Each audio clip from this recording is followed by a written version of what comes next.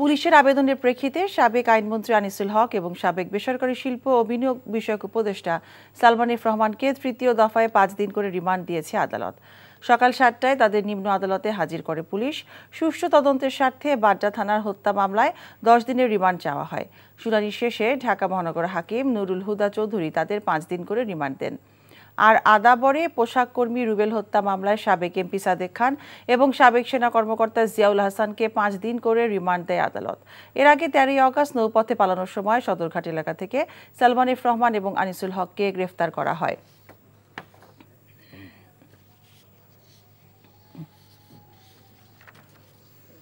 দেশের সার্বিক বন্যা পরিস্থিতির কিছুটা উন্নতি হচ্ছে, তবে দুর্গত এলাকায় দেখা দিয়েছে পানিবাহিত নানা রোগ। পানি নিষ্কাশন ব্যবস্থার ত্রুটির কারণে অনেক স্থান থেকে ধীরগতিতে নামছে বানের পানি। বন্যার 9 দিনেও স্বাভাবিক হয়নি ফেনীর বেশিরভাগ এলাকার জনজীবন। বৃষ্টিপাত না হলেও পানি কমছে ধীরগতিতে, আর কিছু কিছু এলাকায় পানি স্থির হয়ে আছে। এই অবস্থায় চরম দুর্ভোগে পড়েছে ফেনীর মানুষ। খাদ্য এবং বিশুদ্ধ পানির সংকটে তারা না পারছেন আশ্রয় কেন্দ্রে থাকতে, আবার রাস্তাঘাট ও বসত ঘরে পানি থাকায় নিজ বসত ঘরেও ফিরতে পারছেন না। এদিকে ফেনীতে বানভাসী মানুষের পাশে ত্রাণ সামগ্রী এবং খাদ্য সহায়তা নিয়ে সেনাবাহিনী, র্যাব এবং বিভিন্ন সামাজিক ও স্বেচ্ছাসেবী সংগঠন এগিয়ে এসেছে। নোয়াখালীর 9টি উপজেলায় বন্যা পরিস্থিতি কিছুটা উন্নতির দিকে, পানি কিছুটা নামলেও রয়ে গেছে ক্ষতচিহ্ন। বাড়ি ফিরতে প্রস্তুতি নিচ্ছে অনেক পরিবার। বন্যার পানির স্রোতে ঝুঁকিতে রয়েছে ফেনীর সোনাগাজী কোম্পানিগঞ্জ ব্রিজ। মৌলভীবাজারে বন্যার পানি বিভিন্ন এলাকা থেকে নেমে যাওয়ায় অনেকে বাড়ি ফিরেছেন। দুর্গত এলাকায় ত্রাণ সহায়তা অব্যাহত রেখেছে সেনা, নৌসহ বিভিন্ন স্বেচ্ছাসেবী সংগঠন। কুমিল্লায় গোমতী নদীর পানি কমতে শুরু করেছে, সেই সঙ্গে বন্যা কবলিত এলাকাগুলো থেকেও পানি নামতে শুরু করেছে। উন্নতি হয়েছে হবিগঞ্জ, ব্রাহ্মণবাড়িয়া, লক্ষ্মীপুরের বন্যা পরিস্থিতি, তবে দুর্গত এলাকায় দেখা দিয়েছে পানিবাহিত নানা রোগ।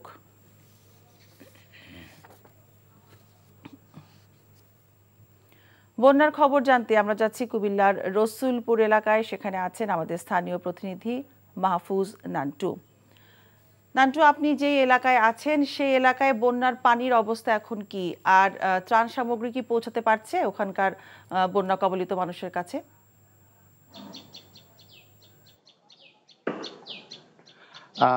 আপনি যেমনটা বলছিলেন, আমি এখন আছি আদর্শ সদর উপজেলার রামপুর গ্রামে। এখানে এসে দেখলাম যে গত 50 বছরে যেসব এলাকায় বন্যায় প্লাবিত হয়নি, এবারের নদী ভাঙ্গন, ভারী বৃষ্টি এবং ভারতীয় ঢলে কিন্তু কুমিল্লার বিভিন্ন অঞ্চল প্লাবিত হয়েছে। তো সেই প্লাবিত অঞ্চলগুলোর মধ্যে একটি রয়েছে আদর্শ সদর উপজেলার প্রায় 38টি গ্রাম।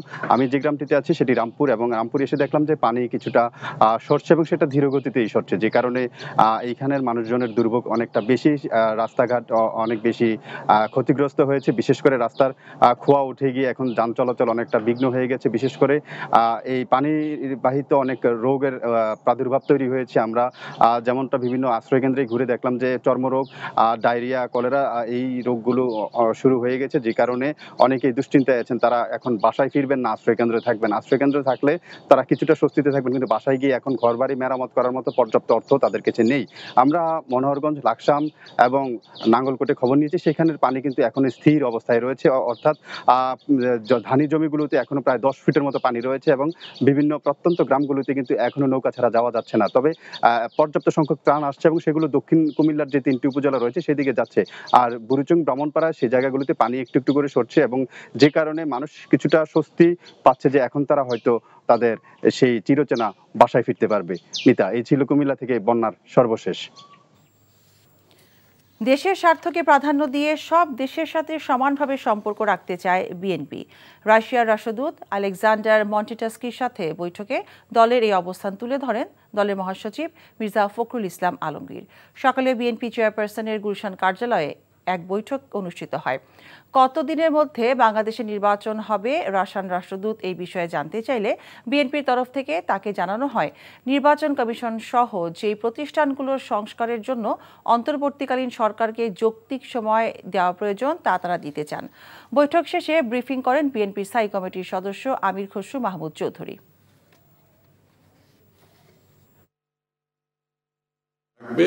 বাংলাদেশের মানুষের সাথে রাশিয়ার মানুষের সম্পর্ক থাকবে, দুই দেশের সম্পর্ক থাকবে। আর বাংলাদেশের বর্তমান প্রেক্ষাপট সম্বন্ধে ওরা জানতে চেয়েছে যে কতদিন হতে পারে নির্বাচন ইত্যাদি নিয়ে ওনারা জানতে চাচ্ছে এগুলো বিষয়ে। আমরা বলেছি আমরা তো ইতিমধ্যে আমাদের অবস্থান পরিষ্কার করেছি, যত শীঘ্রই একটি নির্বাচিত সরকারের কাছে হস্তান্তর করা যাবে। আমরা কোনো টাইম ফ্রেম জানতে চাইছি, আমরা কোনো টাইম ফ্রেম বলিনি। বন্যার খবর জানতে আমরা যাচ্ছি কুমিল্লায়, সেখানে আছেন আমাদের স্থানীয় প্রতিনিধি মাহফুজ নান্টু। নান্টু, আপনি যে এলাকায় আছেন সেই এলাকায় বন্যার পরিস্থিতি এবং আশ্রয় কেন্দ্রের অবস্থা কেমন দেখছেন আমাদেরকে জানাবেন। মিতা, আমি আপনাকে প্রথমে জানিয়ে রাখি যে কুমিল্লা জেলায় এই বন্যায় 700-এর বেশি আশ্রয় কেন্দ্রে মানুষজন আশ্রয় নিয়েছেন। গত এক সপ্তাহ ধরে যে বন্যা বিরাজমান কুমিল্লা জেলায়, সে বন্যার পানি এখন কিছুটা নামতে শুরু করেছে, বলা যায় বন্যা পরিস্থিতি কিছুটা উন্নতির দিকে।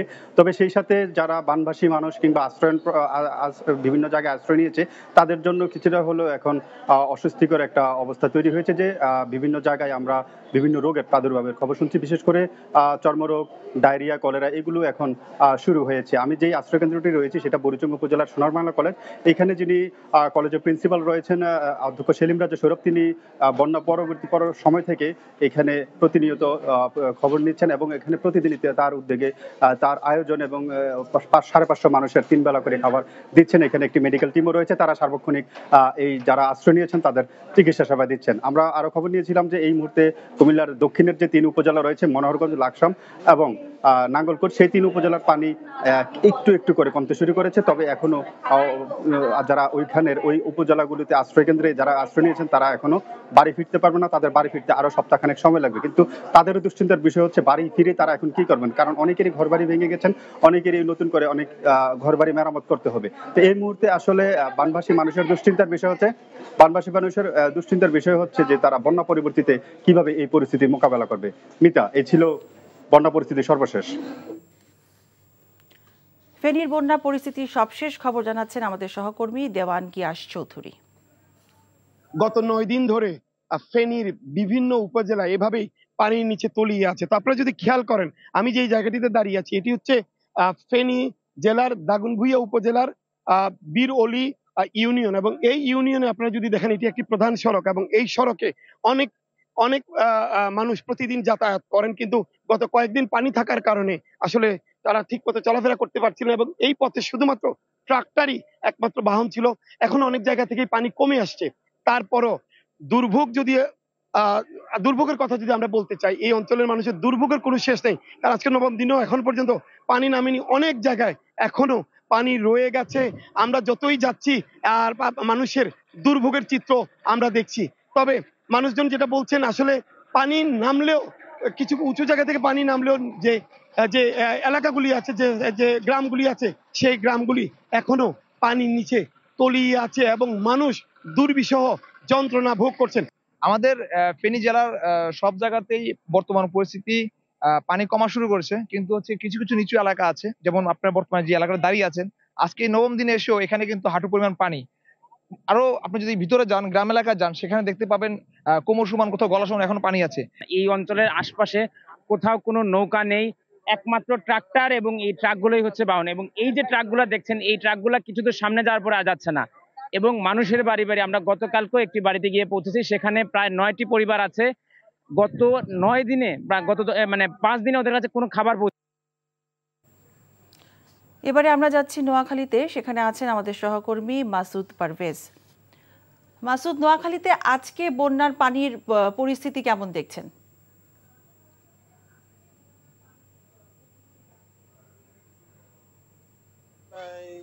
আমার পিছনে দেখতেই পাচ্ছেন একটা, আমি আশ্রয় কেন্দ্রের সামনে দাঁড়িয়ে আছি। এইটা নোয়াখালীর বেগমগঞ্জ সরকারি পাইলট উচ্চ বিদ্যালয় আশ্রয় কেন্দ্র। আমার পিছনে এই যে পানি দেখছেন, এখানে কিন্তু প্রায় হাঁটু পরিমাণ পানি ছিল, এখন কিন্তু অনেক কমে এসেছে। প্রত্যন্ত অঞ্চলে অনেক পানি কমে গেছে, তবে দুর্গত এলাকায় যে বিশেষ করে যে কথাগুলা বেশি অভিযোগগুলো আসছে, সেখানে কিন্তু প্রত্যন্ত অঞ্চলে অনেকে ত্রাণ পৌঁছাতে পারছে না। ত্রাণ পৌঁছাতে না পারার কারণেই আশ্রয় কেন্দ্রের মানুষ একটু হাহাকার করছে তবে প্রশাসন এবং সিভিল প্রশাসন এবং পুলিশ প্রশাসনের প্রতি তারা জোর দাবি জানাচ্ছে যে তারা যেন আশ্রয় কেন্দ্র গুলাতে যেন সঠিক পরিমাণের খাদ্য পরিবেশন করতে পারে। তো আমি নোয়াখালী জেলা প্রশাসন আমার সাথে কথা বলেছেন, আমি কথা বলছি তাদের সাথে। তারা আমাকে জানিয়েছেন যে বর্তমানে যে পানি কমে যাওয়ার সাথে সাথে এখানে যে স্বাস্থ্য ঝুঁকি রয়েছে, যারা আশ্রিত অবস্থায় তাদের স্বাস্থ্য ঝুঁকি রয়েছে, তাদের মধ্যে 124টি মেডিকেল টিম কাজ করছে সরকারিভাবে, আর বেসরকারিভাবে প্রায় 16টি মেডিকেল টিম কাজ করছে। সেখানে আমাদের বর্তমানে নোয়াখালীতে প্রায় 26 লক্ষ লোক, 21 লক্ষ লোক এখনো আশ্রয় কেন্দ্রগুলোতে ঝুঁকির মধ্যে আছে, পানিবন্দী হয়ে আছে। সেখানে প্রায় 1,26,000 লোক এখনো আশ্রিত অবস্থায় আশ্রয় কেন্দ্রগুলোতে অবস্থান করছে। তো আমি বিশেষ জানাতে চাইছি সেটি হচ্ছে নোয়াখালীর কোম্পানিগঞ্জে ইতিমধ্যে একটা স্লুইস গেট ভেঙে গেছে। ওই এলাকার আরেকটা ব্রিজ পাটল ধরছে, যেটা যদি পুরোপুরি ভেঙে যায় তাহলে নোয়াখালীর প্রত্যন্ত অঞ্চলে সমুদ্র থেকে লোনা পানি ঢুকবে, সেখানে ফসলি জমি, সেখানে আপনার মাছের ঘের, মানুষের অনেক ক্ষতি হতে পারে। তো আমি আপনার জানাতে চাচ্ছি যে নোয়াখালী যে সার্বিক বন্যা পরিস্থিতি, সেখানে কিন্তু আমাদের উন্নতি বলতে হবে।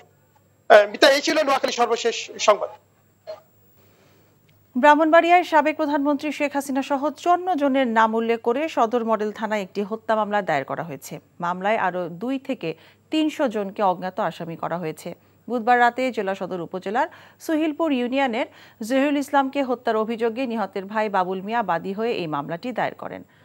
মামলায় সাবেক প্রধানমন্ত্রী শেখ হাসিনা, সাবেক গৃহায়ন ও গণপূর্ত মন্ত্রী ওবায়দুল মুক্তাদির চৌধুরী, সাবেক আইনমন্ত্রী আনিসুল হক, সাবেক স্বরাষ্ট্রমন্ত্রী আসাদুজ্জামান খান কামালকে হুকুমের আসামি করা হয়েছে। 2021 সালের 26শে মার্চ ভারতের প্রধানমন্ত্রী নরেন্দ্র মোদী বাংলাদেশের আগমন উপলক্ষে হেফাজতে ইসলাম বিরোধিতা করে বিক্ষোভ মিছিল করে। এতে অংশ নেয় জহিরুল ইসলাম। এই সময় আন্দোলনকারীদের উপর গুলি ও ককটেল নিক্ষেপ করলে জহিরুল ইসলাম নিহত হন। বাংলাদেশ ক্রিকেট বোর্ড বিসিবির সভাপতির দায়িত্ব নেওয়ার পর ফারুক আহমেদের নেতৃত্বে বোর্ড পরিচালকদের নিয়ে আজ বসছে প্রথম সভা। মিরপুরে বিসিবির কার্যালয়ে বিকেল 3টায় শুরু হবে এই সভা।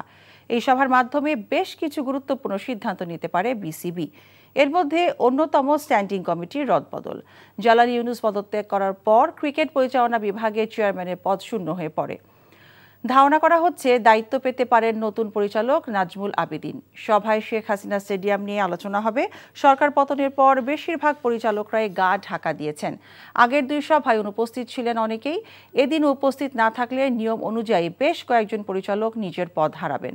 মেয়েদের টি20 বিশ্বকাপের প্রস্তুতি, জাতীয় ক্রিকেট লিগ, বিপিএল এবং হাই পারফরম্যান্স বিভাগের ক্যাম্প নিয়েও আলোচনা করা হতে পারে।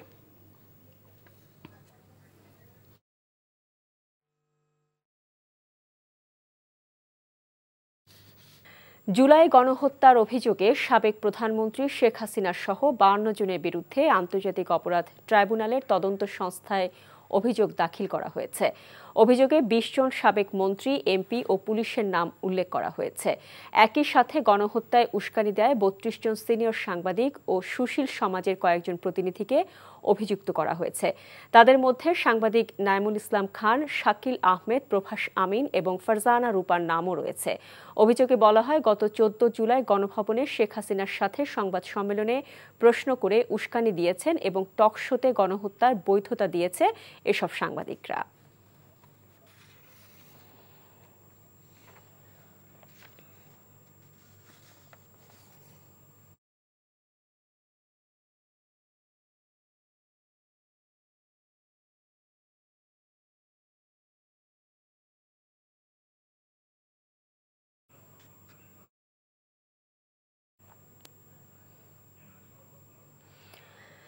আন্তর্জাতিক অপরাধ ট্রাইব্যুনাল এলাকায় আছেন আমাদের সিনিয়র করেসপন্ডেন্ট তামজিদ সুমন। আমরা সরাসরি যাচ্ছি তার কাছে।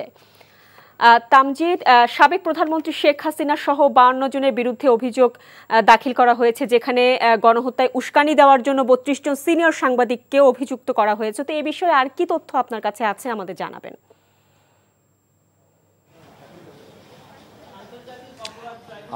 সিনিয়র সাংবাদিকদের বিরুদ্ধে আসলে অভিযোগ দায়ের করা হয়েছে এবং বলা হচ্ছে যে 32 জন যে সিনিয়র সাংবাদিকের নাম আছে, সেখানে 2-1 জনের নামও আমাদেরকে জানানো হয়েছে। তবে এই মুহূর্তে এই বিষয়ে আনুষ্ঠানিক সংবাদ সম্মেলন করছেন আন্তর্জাতিক ট্রাইব্যুনালের আইনজীবী, এবং আমরা তার কাছে যদি যাই আপনার নামগুলো আমরা জানাতে পারবো।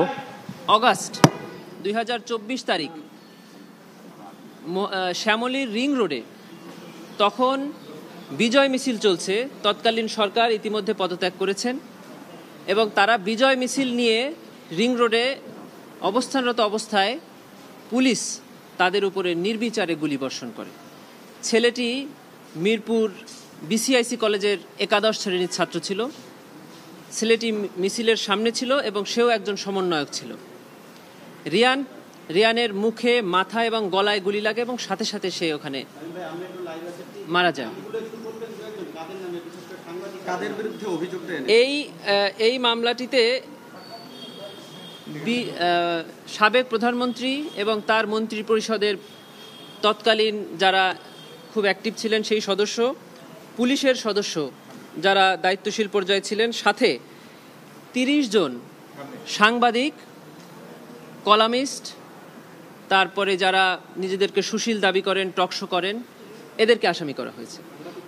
এই আসামিদের মধ্যে আমরা বা এই মামলার বাদী তিনি প্রধানত উল্লেখ করেছেন যারা 3 অগস্ট জাতিসংঘের গুম বিরোধী আন্তর্জাতিক সনদে সই করেছে বাংলাদেশ। বৃহস্পতিবার উপদেষ্টা পরিষদের সাপ্তাহিক সভায় এতে সই করেন অন্তর্বর্তী সরকারের প্রধান উপদেষ্টা ডক্টর মোহাম্মদ ইউনূস। প্রধান উপদেষ্টার কার্যালয় থেকে এক বিজ্ঞপ্তিতে এ তথ্য জানানো হয়েছে। আন্তর্জাতিক গুম প্রতিরোধ দিবসের একদিন আগেই এই সনদে স্বাক্ষর করল বাংলাদেশ। ডক্টর ইউনূস বলেন, এটি একটি ঐতিহাসিক মুহূর্ত। গত 15 বছরে বলপূর্বক গুমের প্রতিটি ঘটনা তদন্তের জন্য গত মঙ্গলবার একটি তদন্ত কমিশন গঠন করে অন্তর্বর্তী সরকার। অবসরপ্রাপ্ত বিচারপতি মইনুল ইসলাম চৌধুরীকে প্রধান করে 5 সদস্যের একটি তদন্ত কমিশন গঠন করা হয়। কমিটিকে আগামী 45 কর্মদিবসের মধ্যে প্রতিবেদন জমা দিতে নির্দেশ দেওয়া হয়েছে। কমিশন 1 জানুয়ারি 2010 থেকে 5 আগস্ট 2024 পর্যন্ত গুমের ঘটনা তদন্ত করবে। পুলিশের আবেদনের প্রেক্ষিতে সাবেক আইনমন্ত্রী আনিসুল হক ও সাবেক বেসরকারি শিল্প ও বিনিয়োগ বিষয়ক উপদেষ্টা সালমান এফ রহমানকে 3য় দফায় 5 দিন করে রিমান্ড দিয়েছে আদালত। সকাল 7টায় তাদেরকে নিম্ন আদালতে হাজির করে পুলিশ। সুষ্ঠু তদন্তের স্বার্থে বাড্ডা থানার হত্যা মামলায় 10 দিনের রিমান্ড চাওয়া হয়। শুনানি শেষে ঢাকা মহানগর হাকিম নুরুল হুদা চৌধুরী তাদের 5 দিন করে রিমান্ড দেন। আর আদাবরে পোশাক কর্মী রুবেল হত্যা মামলায় সাবেক এমপি সাদেক খান ও সাবেক সেনা কর্মকর্তা জিয়াউল আহসানকে 5 দিন করে রিমান্ড দেয় আদালত। এর আগে 13 আগস্ট নৌপথে পালানোর সময় সদরঘাট এলাকা থেকে সালমান এফ রহমান ও আনিসুল হককে গ্রেফতার করা হয়। এখন যাব চাঁদপুরে, সেখানে আছেন আমাদের সহকর্মী শরীফুল ইসলাম। শরীফুল, চাঁদপুরে বন্যা পরিস্থিতি কি অবস্থা এখন?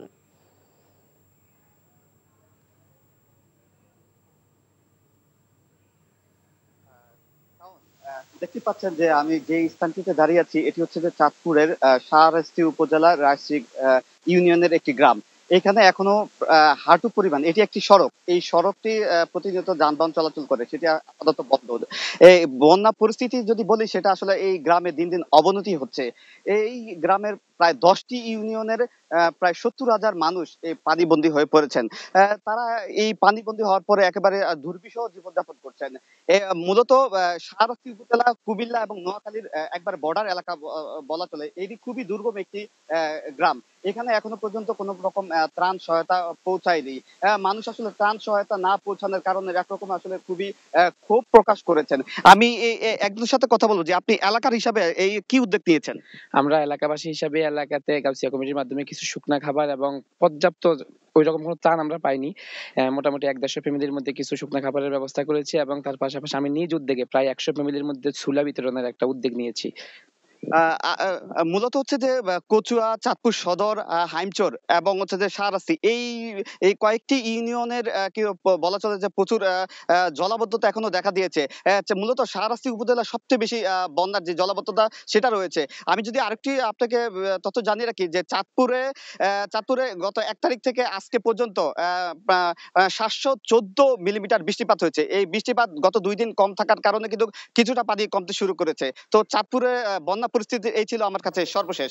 শাওন। বিএনপি স্থায়ী কমিটির সদস্য মির্জা আব্বাসের বিরুদ্ধে প্লট বরাদ্দের অনিয়মের অভিযোগে দুদকের করা মামলা প্রত্যাহার করা হয়েছে।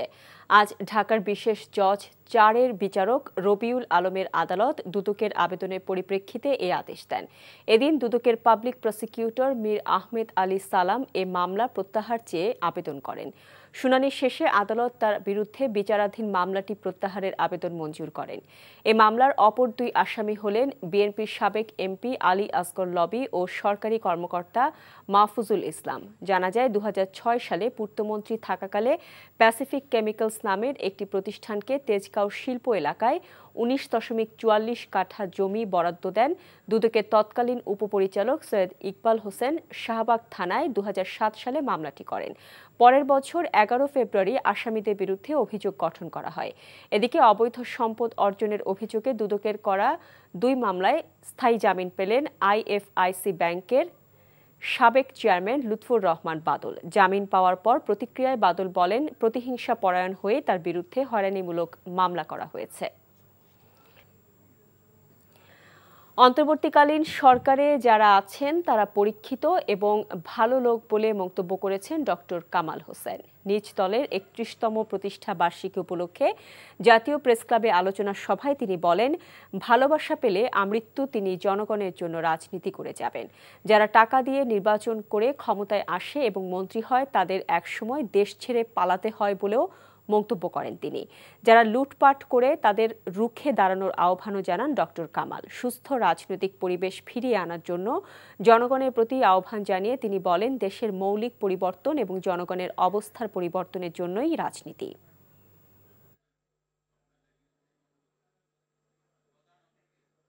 দুর্নীতিমুক্ত সমাজ, শোষণমুক্ত সমাজ, এটা আপনারা দেশের গড়ে উঠুক, এটা চান, অন্তর থেকে চান। এটা আমি মনে করি দেশের প্রত্যেক মানুষই চায়। কিছু লোক যারা বিক্রি হয় তারা ছাড়া সকলেই চায় দেশে একটা সৎ সরকার থাকুক, দেশের মানুষের কাজ করা হোক, দেশের একটা মৌলিক পরিবর্তন আমরা সবাই মিলে যেন গড়ে তুলতে পারি। 2009 সালে 25 ও 26 ফেব্রুয়ারিতে পিলখানায় সংগঠিত হত্যাকাণ্ডের সুষ্ঠু তদন্ত এবং চাকরিচ্যুত বিডিআর সদস্যদের চাকরিতে পুনর্বহালের দাবি জানিয়েছে চাকরিচ্যুত বিডিআর সদস্য এবং বিডিআর কল্যাণ পরিষদ। সকালে জাতীয় প্রেসক্লাবে আয়োজিত সংবাদ সম্মেলনে এসব দাবি জানান চাকরিচ্যুত সুবেদার মোহাম্মদ ফখরুদ্দিন। এ সময় তিনি অভিযোগ করেন, তৎকালীন সরকার ক্ষমতাকে দৃঢ় করতে পরিকল্পিতভাবে পিলখানায় হত্যাকাণ্ড ঘটায়। বলেন, সে ঘটনায় 18,520 জন বিডিআর সদস্যকে চাকরিচ্যুত সহ বিভিন্ন মেয়াদে সাজা দেওয়া হয়। তাদের সকলকে সুযোগ সুবিধা সহ চাকরিতে পুনর্বহালের দাবি জানান তিনি। এছাড়া 25 ফেব্রুয়ারিকে পিলখানা ট্র্যাজেডি দিবস হিসেবে ঘোষণার দাবিও জানানো হয়। 9 সালে 25-26 ফেব্রুয়ারি বিডিআর পিলখানা সংগঠিত সুপরিকল্পিত হত্যাকাণ্ডকে তথাকথিত বিদ্রোহ সংজ্ঞায়িত না করে পরিকল্পিত হত্যাকাণ্ড হিসেবে আখ্যায়িত করতে হবে। চাকরিচ্যুত সকল পদবীর বিডিআর সদস্যকে সুযোগ সুবিধা সহ চাকরিতে পুনর্বহাল করতে হবে। বৈষম্য বিরোধী ছাত্র জনতার আন্দোলনে নারায়ণগঞ্জে নিহত পরিবারগুলোকে প্রতি মাসে আর্থিক সহায়তার পাশাপাশি সন্তানদের লেখাপড়ার ব্যবস্থা করা হবে বলে জানিয়েছেন বাংলাদেশ জামায়াতে ইসলামের আমির ডক্টর শফিকুর রহমান। সকালে নারায়ণগঞ্জের সিদ্ধিরগঞ্জে শহীদ পরিবারের সাথে মত বিনিময় সভায় তিনি এ ঘোষণা দেন। ডক্টর শফিকুর রহমান বলেন, দেশের জন্য তাদের আত্মত্যাগ বাংলার মানুষ কখনোই ভুলবে না। সারা দেশে যারা নিহত এবং নিখোঁজ রয়েছেন তাদের তথ্য সংগ্রহ করার কাজ জামায়াতে ইসলামী করছে বলেও জানান তিনি।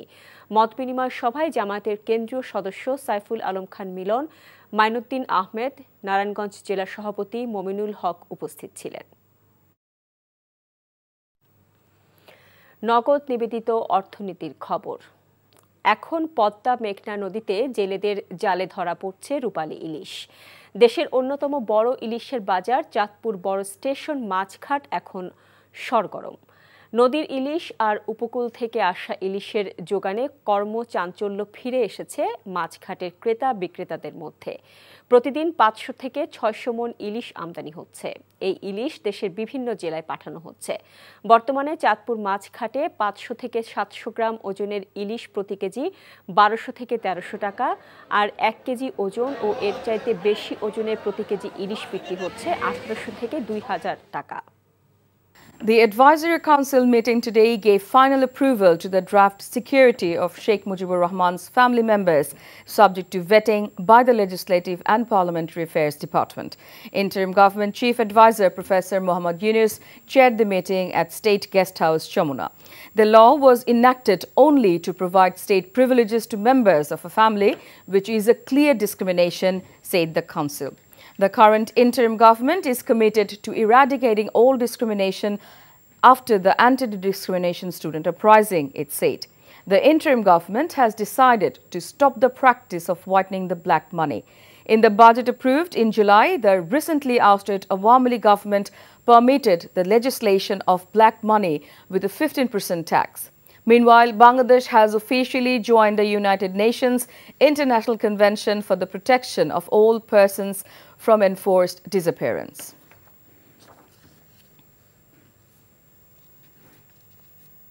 A three-member BNP delegation met with Chief Advisor Dr. Mohammad Yunus in the afternoon. The BNP delegation, led by Secretary General Mirza Fakhrul Islam Alamgir, went to the Chief Advisor's office. The two other members of the delegation are BNP Standing Committee member Amir Khosrow Mahmood Chowdhury and Salahuddin Ahmed. For the last couple of days, Fakhrul has been urging the interim government to engage in discussions with political parties to make a decision on the general election and the state reforms.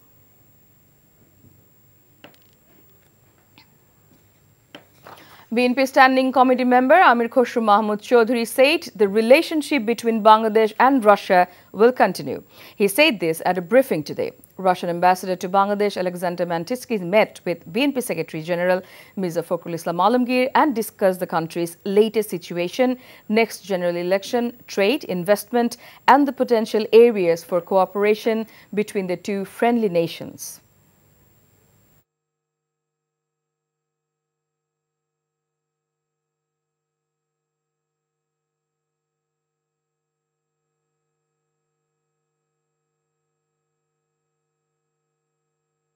কোনো বিশেষ দেশ আলাদাভাবে আমরা কাউকে দেখি না, সকলের সাথে সম্পর্ক থাকবে। বাংলাদেশের মানুষের সাথে রাশিয়ার মানুষের সম্পর্ক থাকবে, দুই দেশের সম্পর্ক থাকবে। আর বাংলাদেশের বর্তমান প্রেক্ষাপট সম্বন্ধে ওরা জানতে চেয়েছে যে কতদিন হতে পারে নির্বাচন ইত্যাদি নিয়ে ওরা জানতে চাচ্ছে এগুলো বিষয়ে। আমরা বলেছি আমরা তো ইতিমধ্যে আমাদের অবস্থান পরিষ্কার করেছি, যত শীঘ্রই একটি নির্বাচিত সরকারের কাছে হস্তান্তর করা যাবে। আমরা কোনো টাইম ফ্রেম জানতে চাইছি, আমরা কোনো টাইম ফ্রেম বলিনি। Another complaint has been filed with the International Crimes Tribunal against 52 individuals, including ousted Prime Minister Sheikh Hasina and 32 journalists. The complaint has been filed for their alleged involvement in the massacre that occurred during the anti-discrimination movement. The complaint filed by lawyer Gaji Tamim on behalf of Gholam Rajak, the father of Nasim Hassan Riyad, who was killed during the protest, was submitted at the ICT's investigation agency office today. The lawyer said the 32 senior journalists are accused of inciting the massacre by meeting Hasina on 3rd August on encouraging the continuation of the killings.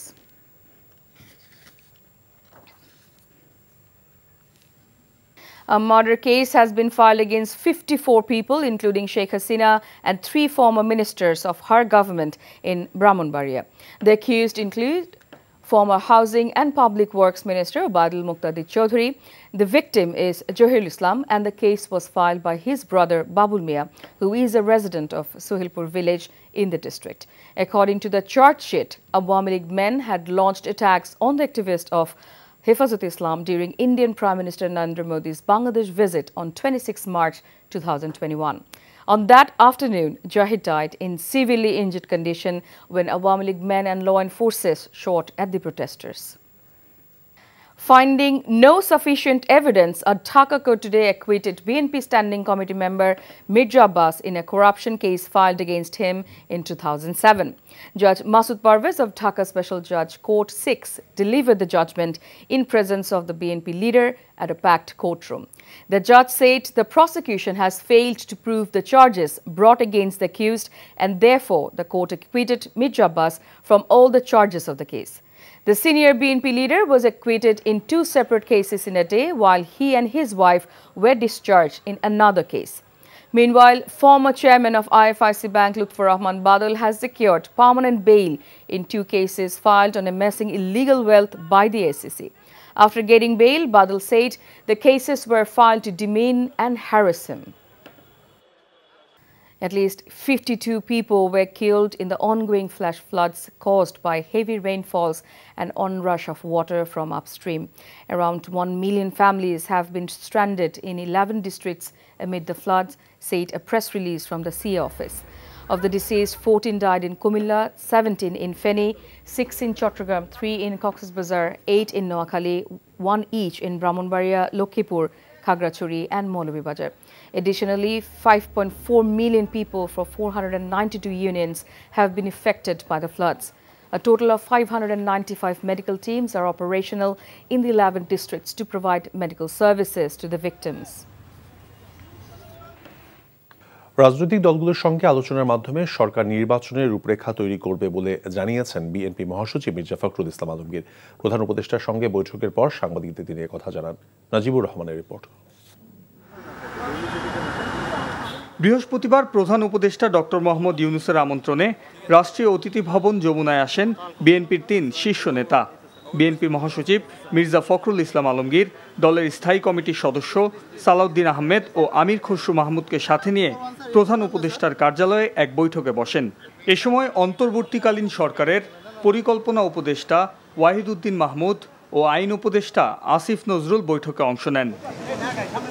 ঘণ্টাব্যাপী এই বৈঠক শেষে সংবাদ মাধ্যমের মুখোমুখি হন BNP মহাসচিব মির্জা ফখরুল ইসলাম আলমগীর। প্রধান উপদেষ্টার সাথে বৈঠক ফলপ্রসূ হওয়ার কথা জানান তিনি। ফলপ্রসূ আলোচনা হয়েছে এবং আমরা অত্যন্ত আশাবাদী হয়েছি যে এই অন্তর্বর্তীকালীন সরকার যার নেতৃত্বে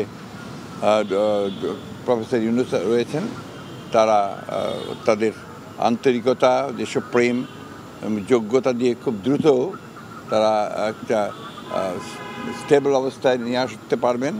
নির্বাচনের রূপরেখা নিয়ে প্রশ্নের জবাবে তিনি বলেন, প্রয়োজনীয় সংস্কার করে নির্বাচনের রূপরেখা দেবে অন্তর্বর্তীকালীন সরকার। তারা একটা নির্বাচনের দিকেও যেতে পারবেন এবং প্রয়োজনীয় সংস্কারসমূহ তারা পূরণ করবেন বলে আমরা বিশ্বাস করি। আমরা কোনো তারিখ বলিনি, ওরা প্রয়োজনে ওনারই তো তারিখ বলবেন, আমরা তো তারিখ বলবো না। রাজনৈতিক দলগুলোর সঙ্গে আলোচনা হবে পর্যায়ক্রমে। এ সময় নির্বাচন সহ দেশের চলমান পরিস্থিতি নিয়ে প্রধান উপদেষ্টার সাথে রাজনৈতিক দলগুলোর সংলাপ চলমান থাকবে বলেও জানিয়েছেন বিএনপির মহাসচিব মির্জা ফখরুল ইসলাম আলমগীর। Najibur Rahman, NTV news, Dhaka. ছাত্র জনতার গণঅভ্যুত্থানে ক্ষমতাচ্যুত আওয়ামী লীগ সরকারের সাবেক 8 জন মন্ত্রী এবং 6 জন সংসদ সদস্যের দেশ ত্যাগে নিষেধাজ্ঞা দিয়েছে আদালত। বৃহস্পতিবার দুদকের আবেদনের প্রেক্ষিতে ঢাকার সিনিয়র স্পেশাল জজ শামস জগলুল হোসেনের আদালত এই আদেশ দেন। দেশ ত্যাগে নিষেধাজ্ঞা দেয়া মন্ত্রীরা হলেন সাবেক মন্ত্রী জাহিদ মালেক, দীপু মনি, মহিবুল হাসান চৌধুরী, সাধন চন্দ্র মজুমদার, নুরুল মজিদ মাহমুদ হুমায়ুন, কামাল আহমেদ মজুমদার, শাহজাহান খান এবং কামরুল ইসলাম। দেশ ত্যাগে নিষেধাজ্ঞা দেয়া সাবেক 6 জন সংসদ সদস্যরা সলিমুদ্দিন, তরফদার সেলিম, মামুনুর রশিদ কিরণ, কুজেন্দ্র লাল ত্রিপুরা, কাজিমুদ্দিন, নুরি আলম চৌধুরী এবং জিয়াউর রহমান।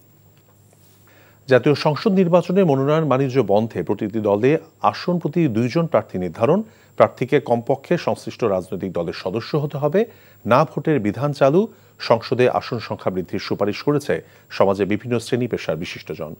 রাজধানীতে ডেইলি স্টার ভবনে সুজন আয়োজিত আলোচনা সভায় এসব সুপারিশমালা তুলে ধরেন তারা। মইদুল ইসলামের রিপোর্ট।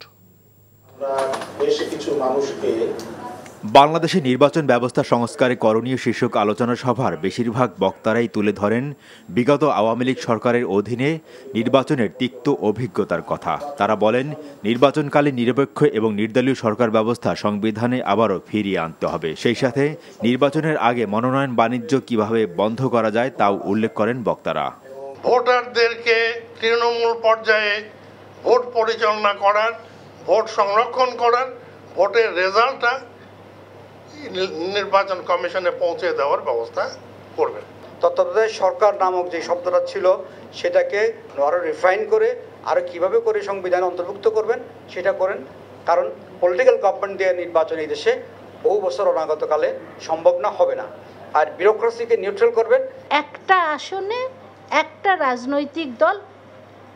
মানে সর্বোচ্চ 2 জন প্রার্থী মনোনয়ন দিতে পারে।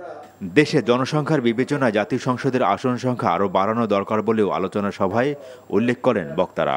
ইংল্যান্ডে 7 কোটি মানুষ এবং হাউস অব কমন্সের আসন কত 650। বাংলাদেশে 18 কোটি মানুষ, কিভাবে 300টা আসন এখানে হয়? ইংল্যান্ডের হিসেবে তো এখানে প্রায় 900 পার্লামেন্টের আসন হতে পারে। একই ব্যক্তি প্রধানমন্ত্রী এবং সংসদ নেত্রী হবে না, দলীয় প্রধান হবেন না, 2 বারের বেশি হবেন না, 70 ধারা থাকবে না অথবা সংশোধন হবে।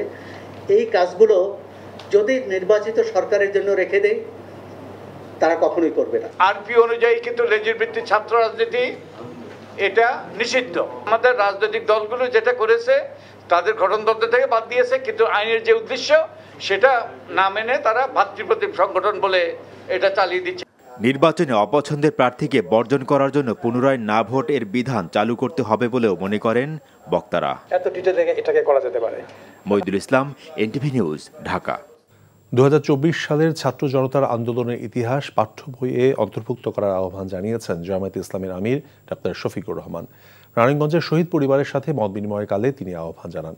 এদিকে জামায়াতে ইসলামী ঢাকা মহানগর উত্তরের উদ্যোগে বৈষম্য বিরোধী ছাত্র আন্দোলনে রাজধানীর উত্তর এলাকায় নিহত 25 জন শহীদ পরিবারের মাঝে অনুদান দিয়েছে দলটি। জুনায়েদ আল হাবিবের রিপোর্ট। রাজধানীর উত্তর এলাকায় বৈষম্য বিরোধী ছাত্র আন্দোলনে নিহতদের পরিবারের সাথে মত বিনিময়ের আয়োজন করে জামায়াতে ইসলামী ঢাকা মহানগর উত্তর। ওর ইচ্ছা ছিল বড় হয়ে ও ডাক্তার হবে।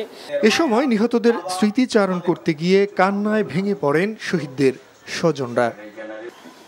আমার ছেলেকে 2টা গুলি করা হয়েছে, একটা গলায় একটা বুকের পিছনে।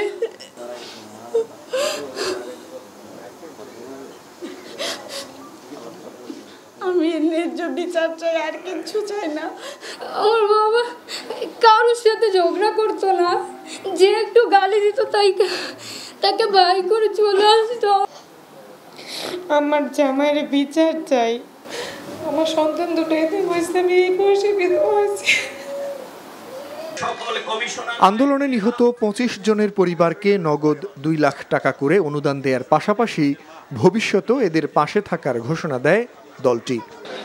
এদিকে বৈষম্য বিরোধী ছাত্র জনতার আন্দোলনে নারায়ণগঞ্জে নিহত পরিবারগুলোকে প্রতি মাসে আর্থিক সহায়তার পাশাপাশি সন্তানদের লেখাপড়ার ব্যবস্থা করার ঘোষণা দিয়েছেন আমিরে জামায়াত ডাক্তার শফিকুর রহমান। আমরা প্রধান উপদেষ্টা এবং উপদেষ্টাদের সাথে বসেছিলাম। আমরা বলেছি যে পরিবারগুলোর আর্থিক সহায়তার প্রয়োজন এবং রাষ্ট্রের সকল খাতের মধ্যে এটাকে এখন আপনারা সর্বাধিক অগ্রাধিকার দিন। আমার দৃষ্টিতে এটা আমাদের তৃতীয় স্বাধীনতা। আমাদের পাঠ্যপুস্তক সহ সকল জাতীয় গুরুত্বপূর্ণ জায়গা স্থান করে দিতে হবে। ছাত্র জনতার আন্দোলনে সারা দেশে যারা নিহত ও নিখোঁজ রয়েছেন তাদের তথ্য সংগ্রহ করে সাধ্য অনুযায়ী সবার পাশে দাঁড়ানোর ঘোষণা দেন দলটির প্রধান ডাক্তার শফিকুর রহমান। জুনায়েদ আল হাবিব, এনটিভি নিউজ, ঢাকা। পাচারকৃত অর্থ দেশে ফিরিয়ে আনা খুবই জটিল প্রক্রিয়া। পাচারের অর্থ ফিরিয়ে আনার জন্য বেশিরভাগ দেশের সঙ্গেই চুক্তি নেই বাংলাদেশের। এসব জানিয়ে অর্থনৈতিক শ্বেতপত্র প্রণয়ন কমিটির প্রধান দেবপ্রিয় ভট্টাচার্য বলেছেন, সরকারের লক্ষ্য হওয়া উচিত ভবিষ্যতে যেন অর্থ পাচার আর না হয় এবং পাচারকারীদের সর্বোচ্চ শাস্তির ব্যবস্থা করা। দুপুরে পরিকল্পনা মন্ত্রণালয়ের শ্বেতপত্র প্রণয়ন কমিটির প্রথম বৈঠক শেষে ব্রিফিংয়ে এসব কথা বলেন তিনি বলেন, এই কমিটি মূলত বর্তমানে দেশের অর্থনীতি কী অবস্থায় রয়েছে তা পর্যালোচনা করে সরকারকে করণীয় করার পরামর্শ দেবে। অর্থনৈতিক তথ্য উপাত্ত মূল্যায়ন এবং বিভিন্ন অংশীজনের সঙ্গে আলোচনার মাধ্যমে সংকট চিহ্নিত করা হবে বলেও জানান দেবপ্রিয়।